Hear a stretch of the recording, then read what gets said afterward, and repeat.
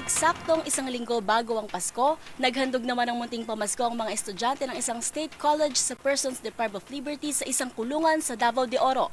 Yan ang iba pang mga numarapitong balita mula sa probinsya, hatid ng iba't ibang istasyon sa ilalim ng MBC Media Group.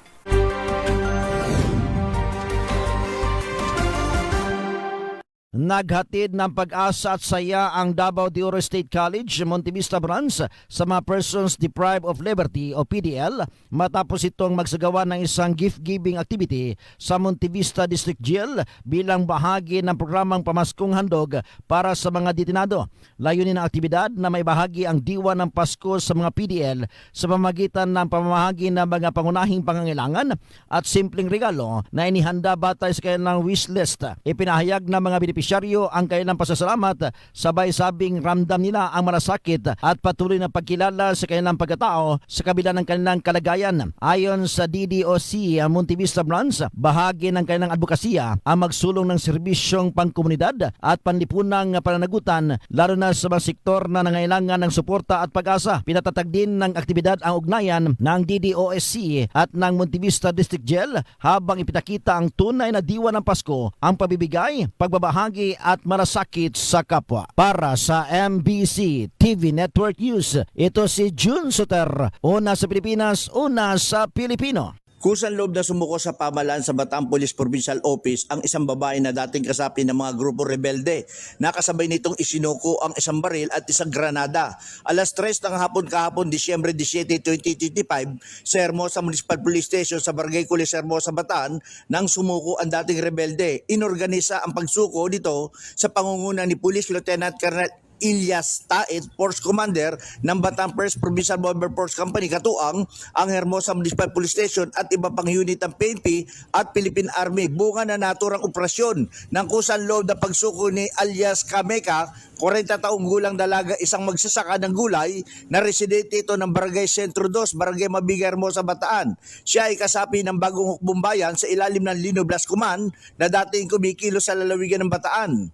Bilang patunay ng kanyang pagsuko at pagtalikod sa CPP, NPA, NDF na dati niyang kinakaanibang grupo, isinuko din ito ang isang improvised na 12-gauge shotgun at isang granada. Samantalang nananawagan si Colonel Martes Salvadora, Provincial Director ng Bataan Police, sa iba pang natitirang dating rebelde na magbalik loob na sa pamahalaan at tiniyak niya ang tulong na pangako ng pamahalaan sa mga magbabalik loob sa pamahalaan.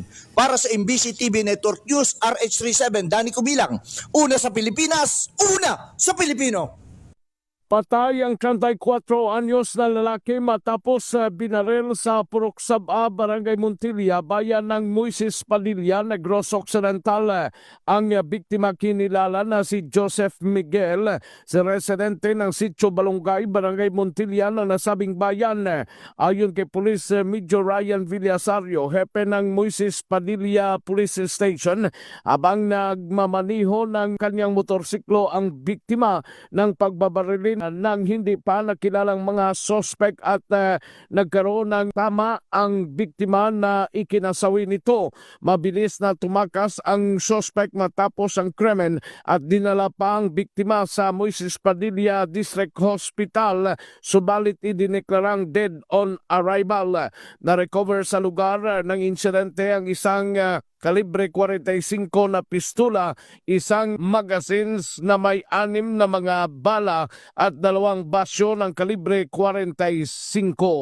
Para sa MBC TV Network News, ito si RH46 Rex Cantong para sa DZRH, una sa Pilipinas, una sa Pilipino.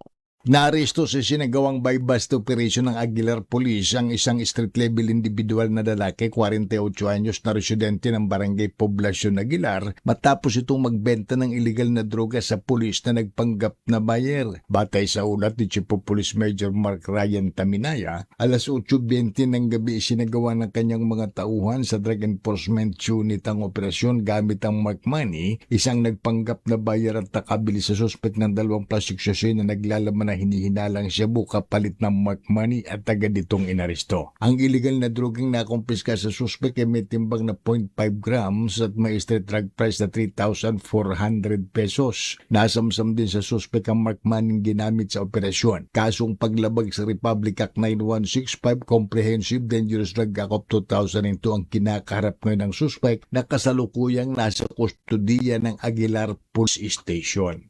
Mula sa Action Radio Pangasinan para sa MBC TV Network News, ito si Freddy Fajardo, RH38, una sa Pilipinas, una sa Pilipino.